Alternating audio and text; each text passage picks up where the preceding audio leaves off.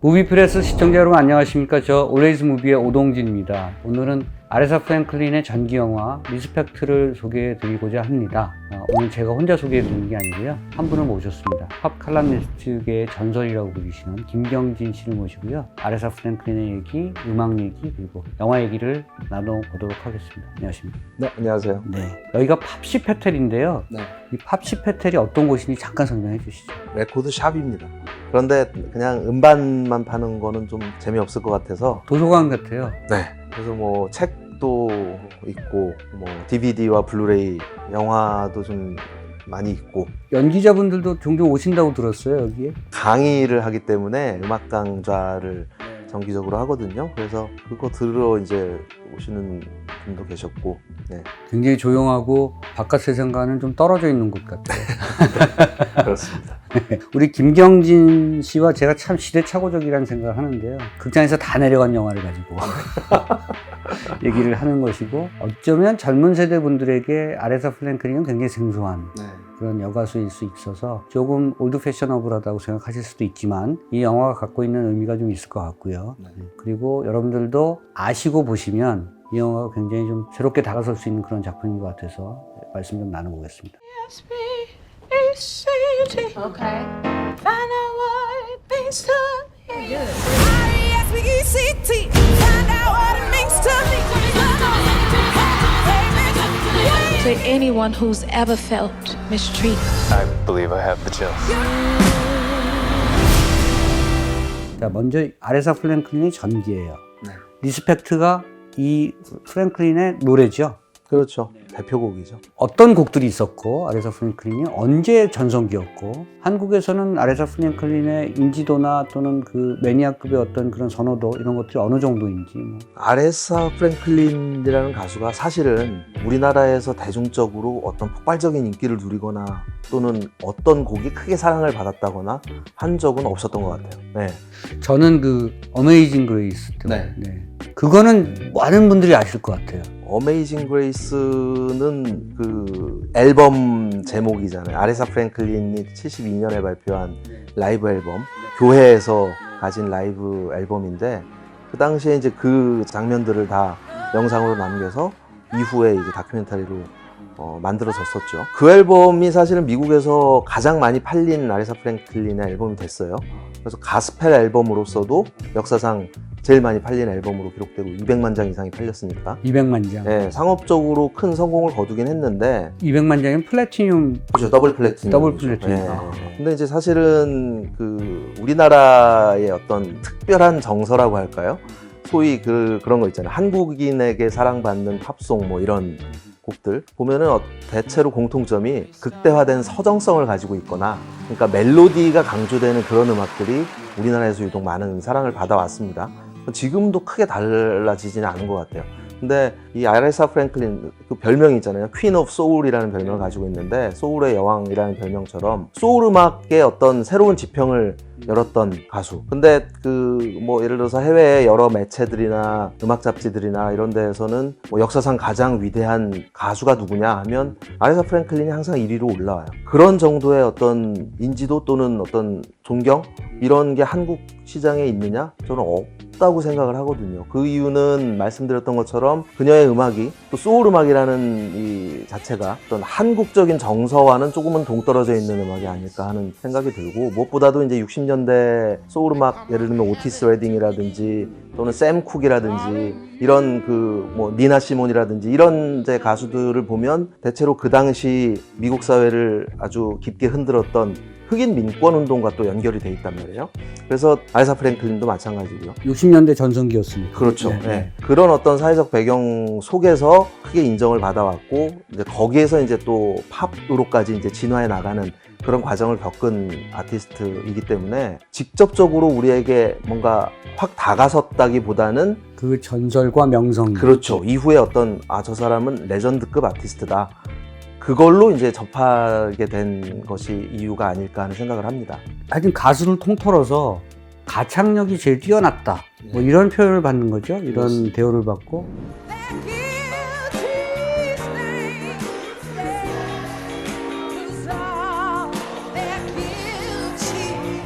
소울 음악의 퀸인데, 여왕인데 이 소울 음악이라고 하는 것의 역사를 이렇게 보면 이게 가스펠부터 시작하는 겁니까? 기본적으로 이제 재즈, 블루스와 재즈에서 출발한다고 보시면 될 것 같고요. 블루스가 생겨났고 이후에 이제 재즈가 생겨났고 서로 이제 영향을 주고 받으면서 이제 발전을 해왔는데 그 블루스의 바탕에 소위 흑인 영가라고 하는 아프리칸 아메리칸이라고 하죠. 흑인들의 어떤 가스펠, 말 그대로 신을 찬양하기 위한 노래가 거기에서 또 빠질 수가 없는 요소로 작용을 합니다. 그래서 뭐 이 리스펙트 영화에도 잘 묘사가 됐지만 아레사 프랭클린 아버지가 침례교의 목사였고 어린 시절부터 그런 환경에서 그러니까 노래로 찬양을 하면서 그러니까 가스펠 음악은 흑인 음악에서 어떻게 보면 빼놓을 수 없는 요소가 되는 거라고 볼 수 있고 이후에 이제 그 40년대 즈음부터 블루스와 재즈의 바탕을 둔 음악에 명쾌한 비트가 생기기 시작해요.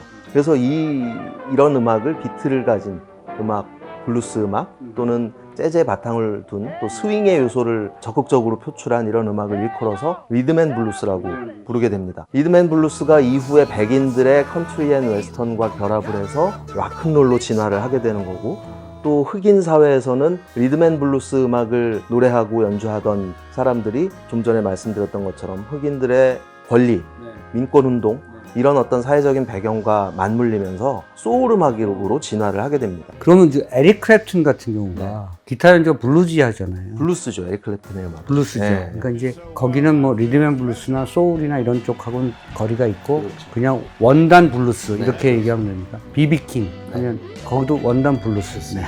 음악적 구분은 어떻게 해요? 리드미컬한 것이 좀 가미되어 있다 그러면 R&B라고 생각하면 되는 것이고 네.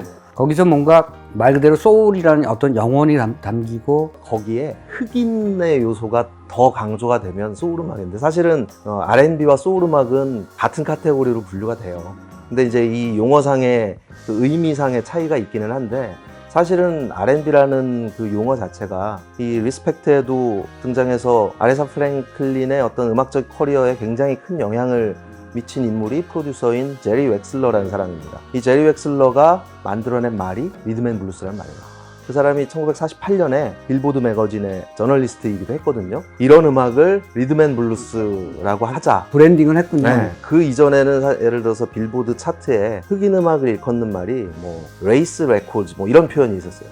말 그대로 그냥 흑인의 음악으로 일컬었었는데 이거를 이제 제리 웩슬러가 용어를 만들어 가지고 이후부터 49년부터 빌보드 차트에서는 리듬앤 블루스 레코드 차트가 만들어지게 되는 거죠. 아레사 프랭클린이 어떻게 보면 말씀하신 것처럼 리듬앤 블루스의 원조 여왕이다. 이렇게 볼 수 있는 거죠. 그 얘기를 담고 있는 것이 이 리스펙트고. 네, 그렇습니다.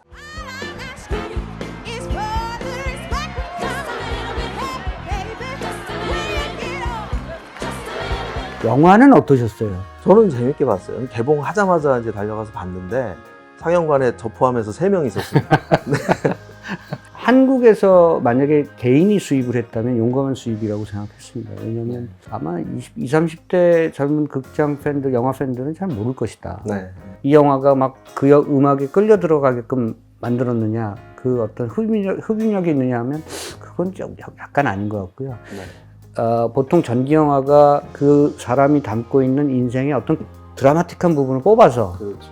픽업해서 네. 그 얘기를 다루기도 하는데 이건 약간 편년체로 다뤄서 네. 그리고 약간 루즈한 감도 있고 그렇지만 아레사 프랭클린을 모르는 사람에게는 매우 적절한 교과서 같은 영화다 이렇게 얘기해서 네, 그렇게 생각을 합니다. 주요 노래는 다 나오나요? 예, 아레사 프랭클린의 음악적인 전성기는 어떻게 보면 영화가 다룬 고시기라고 봐도 과언이 아닐 것 같아요. 영화에서도 잘 묘사가 됐지만 처음 아레사 프랭클린이 음반을 냈던 때가 18살 때입니다. 뉴욕 가서 낸 예, 거죠. 네. 그 콜롬비아 레코드사와 계약을 맺고 그 레이블에서 앨범 9장이 나오거든요. 근데 이 앨범들이 다 상업적으로는 그다지 성공하지 성공하지 못했어요. 않았어요. 예. 그래서 그 영화에서도 계속 묘사가 되는데 너는 어떤 노래를 부르고 싶어? 뭘 하고 싶어? 히트곡을 내고 싶다. 히트곡을 만들고 싶다. 그래서 히트곡이라는 말이 계속 나오는데 그 히트가 실제로 1967년에 어마어마한 그 폭발적인 반응을 불러일으킨 곡이 처음 등장을 합니다. I Never Loved the Man the Way I Love You라는 이 곡. Don't know why I let you do these things to me. Like a loser, a fine man. 그래서 이 곡이 이제 뭐 R&B 차트 1위 또 그 빌보드 팝 일반 차트 핫 100이라고 하죠, 소위. 여기에도 이제 탑 10에 오르면서 아레사 프랭클린이라는 이름이 이제 부각이 되기 시작했고, 그 해에 이제 이 영화 제목이기도 한 리스펙트가 발매가 되는데, 리스펙트가 그러니까 인기를 얻은 시기에 초반부에 해당하는군요. 그렇습니다. 그래서 이거 하나로 그 소울 음악계를 거의 평정했다고 봐도 과언이 아니었던 거죠. R-E-S-P-E-C-T. Find out what it means to me. R-E-S-P-E-C-T. Take care, T-C-T. 그게 노래가 정말 좋아서 그래요? 아니면 가창력이 너무 뛰어나서 따라갈 수 없을 정도의 가수라는 평가를 받아서 예. 그렇습니까? 둘 다라고 생각을 하는데, 그게 원래 이제 오티스 레딩이라는 가수가 쓰고 처음 불렀던 곡이거든요. 1965년에 이제 오티스 레딩이 노래해서 어느 정도 성공을 거뒀어요. 근데 리메이크군요. 그렇죠. 예. 근데 아레사 프랭클린에 대한 어떤 음악적인 평가 중에서 중요한 요소 중에 하나가 또 뭐가 있냐면, 다른 사람의 노래를 재해석. 기가 막히게 해석을 해서 자기 걸로 만들어내는 역량. 이것도 이제 프랭클린의 어떤 대표적인 역량 중에 하나인데, 원래 불렀던 사람은 좀 기분 나쁜 거죠. 그런 게 있군요. 네. 리스펙트가 그냥 리메이크였군요. 그렇습니다. 오티스 레딩의 원곡을 네. 다시 재해석해서 부른 노래. 네. 아하. 그래서 그 오티스 레딩 자체도 좀 그 어떤 인권 운동에서 적극적으로 임했던 사람이긴 하고, 리스펙트라는 곡 자체가 어떤 흑인의 권리, 흑인의 인권에 대한 노래이기도 한데, 여기서 아레사 프랭클린은 그 영화에서도 묘사가 되죠. 그 동생들이 이제 코러스를 하잖아요. Just a little bit, 조금만 더 나한테 존경을 보여봐, 이런 가사, 이런 코러스는 원곡에는 없어요. 그러니까 프랭클린이 만들어낸 거죠. 노래를 하듯이. 그렇죠. 예. 그런 데다가 이제 그 흑인의 인권이라는 이 키워드를 그 고스란히 담은 채로 여기에 여성 인권에 대한 내용까지 포함을 시켰단 말이죠. 그러니까 이 짧은 곡 안에 자기가 할 수 있는, 자기가 그동안 생각해왔던 이런 요소들을 다 집어넣음으로써 말 그대로 이제 대중적인 그 흑인을 넘어서 백인들에게까지 어필할 수 있는 그런 곡을 만들어낸 거죠.